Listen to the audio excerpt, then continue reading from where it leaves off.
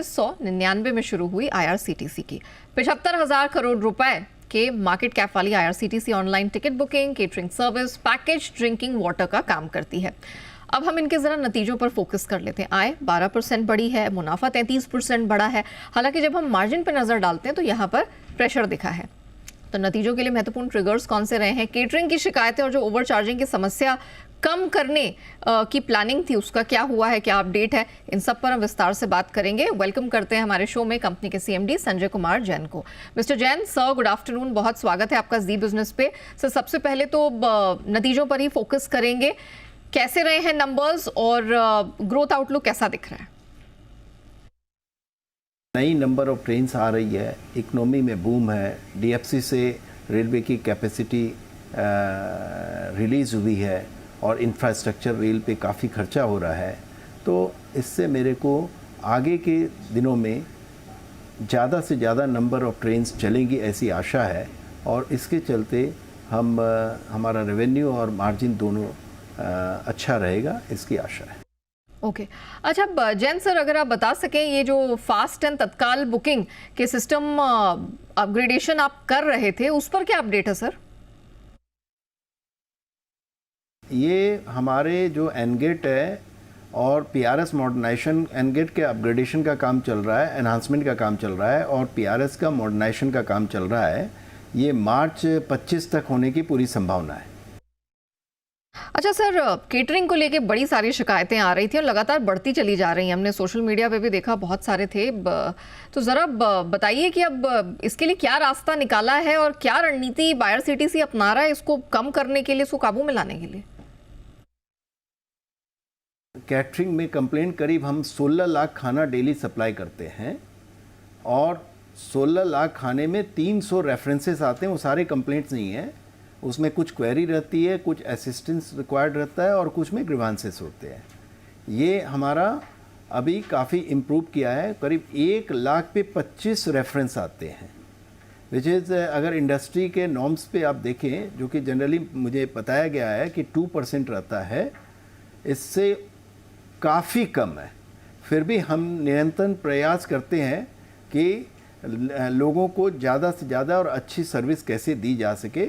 इसके लिए हमने कई मूलभूत काम किए हैं। सबसे पहला, हमने क्लस्टर सिस्टम में 100 नए state of art kitchen, modern kitchen बनाए हैं अभी इस 3 महीने में और आगे बनाने का काम चल रहा है। हम लॉन्ग टर्म कॉन्ट्रैक्ट दे रहे हैं जिससे कि लोगों में और कॉन्ट्रैक्टर जो हमारे लाइसेंसीज हैं उनमें एक पहले से विश्वास रहे कि उनको इतना काम मिला हुआ है और वो आगे अच्छा काम करें। इसके अलावा हम ट्रेनों पे अपने सुपरवाइजर्स को लगा रहे हैं, जो अगर किसी को कोई भी दिक्कत होती है वो अगर अप्रोच करे तो हम लोग इमीडिएट बेसिस पे उसका सॉल्यूशन निकाल सकें। और इसके अलावा हमने ई कैटरिंग के जरिए एक ऑप्शन, एक बहुत बड़ा प्लेटफॉर्म दिया है हमारे कस्टमर्स को, हमारे पैसेंजर्स को, कि वो इसके जरिए अपने खाना बुक कर सकते हैं, अपने मनपसंद ब्रांड का बुक कर सकते हैं।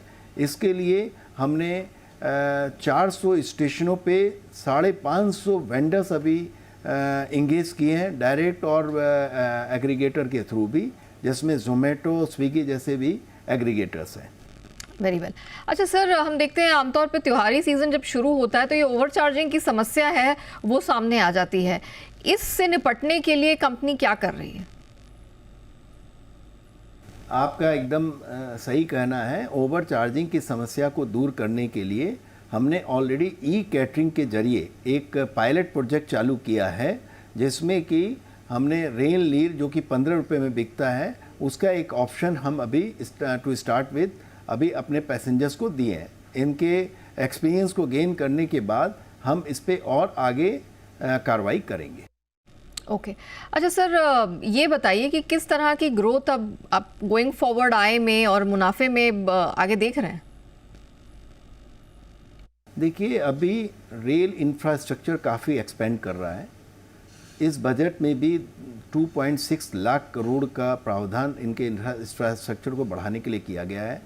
डीएफसी लाइंस जो है वो आ रही हैं, इससे भी रेलवे की लाइन कैपेसिटी काफ़ी एनहांस हो जाएगी और बहुत सारे वंदे भारत ट्रेन्स के रेक्स बने हैं जो कि नियर फ्यूचर में आने की संभावना है। तो एडिशनल ट्रेन्स बढ़ने से, हमारी कैपेसिटी एनहांस होने से हमें एक बहुत बड़ी अपॉर्चुनिटी सामने दिखती है नियर फ्यूचर में भी और गोइंग फर्दर। Very well. अच्छा सर, आपके होटल बिजनेस पे आपके क्या प्लान हैं, कैसा ग्रोथ आउटलुक आप देख रहे हैं, उसके बारे में समझना चाहेंगे। कोई बजट कैटेगरी में और होटल एडिशंस देख रहे हैं आप लोग?